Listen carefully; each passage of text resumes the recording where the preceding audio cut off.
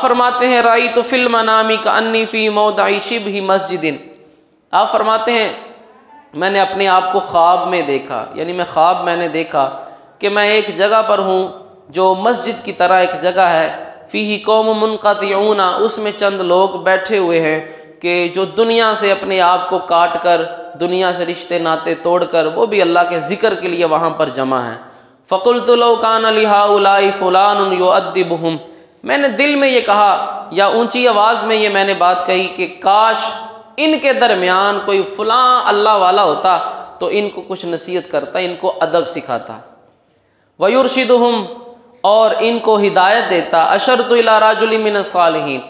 آپ فرماتے میں نے کسی اللہ کے نیک بندے، اللہ کے کسی ولی کا ذکر کیا کہ ان کے پاس کاش کہ وہ بھی ہوتا تو ان کو کچھ بتاتا۔ فاجتمع حولی، جب یہ میری بات ان لوگوں نے سنی تو سارے میرے ارد گرد آ کے بیٹھ گئے، وہ بندے جو آپس میں گفتگو کر رہے تھے میرا یہ جملہ سننے کے بعد وہ میرے ارد گرد آ گئے۔ فقال واحد منہم فانت ای شیء، ایک بندے نے ان میں سے یہ کہا کہ تو کون ہے، تو کیا چیز ہے، لم لا تتکلم، تو ہی کیوں کلام نہیں کرتا، تو ہی ہمیں کوئی اچھی بات بتا دے۔ فقلت ان ردیتمونی لذالک ثم قلت، میں نے ان سے یہ کہا اگر تم راضی ہو میری بات سننے پر تو ٹھیک ہے، پھر میں تمہیں کچھ بتاتا ہوں، میں بھی تمہارے سامنے کلام کرتا ہوں۔ اب میں نے ان کو نصیحت کرنا شروع کی، یعنی آپ یہ خواب کا ایک منظر بیان کر رہے ہیں کہ میں نے خواب میں یہ دیکھا، اور آپ فرماتے ہیں کہ انہوں نے مجھے کہا بھی آپ ہی ہمیں کوئی نصیحت کر دیں۔ اب میں نے ان کو نصیحت کیا کی، اذا انقطعتم عن الخلق الى الحق فلا تسألوا الناس شیئا بألسنتکم، میں نے ان کو نصیحت یہ کی تم بھی دنیا داری چھوڑ کر مسجد میں یا اس جگہ پر بیٹھے ہوئے ہو اور دنیا کو چھوڑے ہوئے ہو، لیکن میری ایک نصیحت یاد رکھنا، اگر تم مخلوق سے کٹ کے حق کی طرف آ ہی چکے ہو تو کبھی بھی اپنی زبان سے لوگوں سے کوئی سوال نہ کرنا۔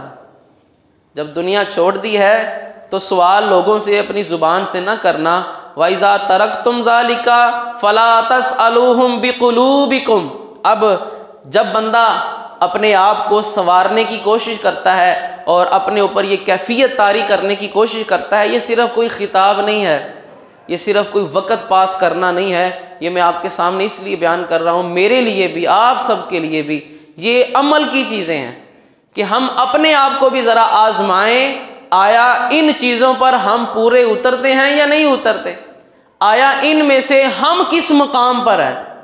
آپ نے فرمایا جب تو اس مقام تک پہنچ جائے کہ زبان کے ساتھ کسی سے کوئی چیز نہ مانگے تو اب اس کا اگلا مرحلہ کیا ہے، وَإِذَا تَرَكْتُمْ ذَلِكَ فَلَا تَسْأَلُوهُمْ بِقُلُوبِكُمْ، جب اس مقام تک پہنچ جاؤ کہ اب تم زبان سے کسی سے کچھ نہیں مانگتے تو پھر اس سے اگلا مقام یہ ہے کہ اپنے دل کے ساتھ بھی کسی سے نہ مانگو۔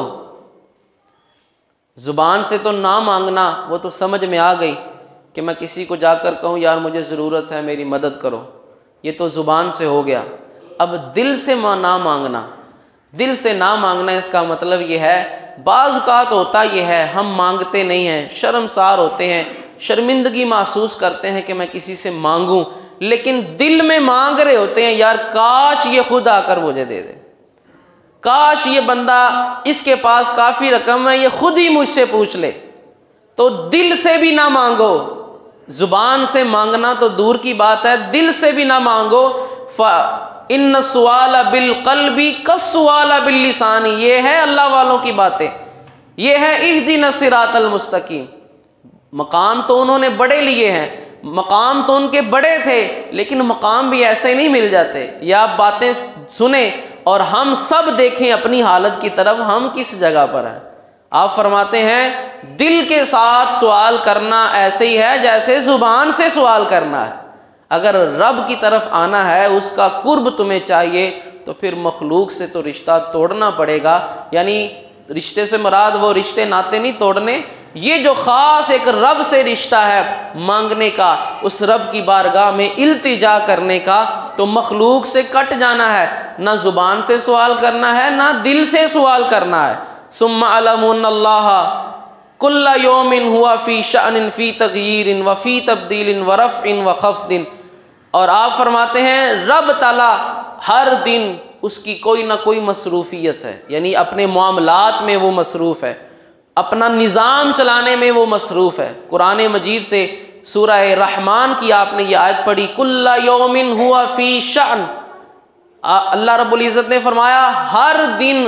رب تعالیٰ کا کوئی نہ کوئی کام ہے، اس کی مصروفیت ہے، وہ ایک نظام جو چلا رہا ہے اور ایک نظام میں اپنی قدرت کو صرف کر رہا ہے۔ تو آپ فرماتے ہیں رب تعالیٰ کی ہر دن کوئی نہ کوئی نئی شان ہے، کسی قوم کو وہ بلندیاں دے رہا ہے، کسی قوم کو وہ پست کر رہا ہے، لیکن جس کو بلندی دیتا ہے اس کے دل میں یہ خوف بھی ڈال دیتا ہے تو نے یہ نہیں سمجھنا میں اب بلند ہو گیا ہوں تو بلند ہی رہنا ہے، کہیں پر اگر ذرا سا بھی پاؤں پھسلا تو پھر نیچے بھی جا سکتا ہے۔ اگر کسی کو وہ اسفل السافلین میں جگہ دے، کسی کا مقام چھین لے، اس کے دل میں امید بھی ڈال دیتا ہے ہاں میں اگر رب کو راضی کر لوں رب مجھے پھر اوپر والا مقام دے سکتا ہے۔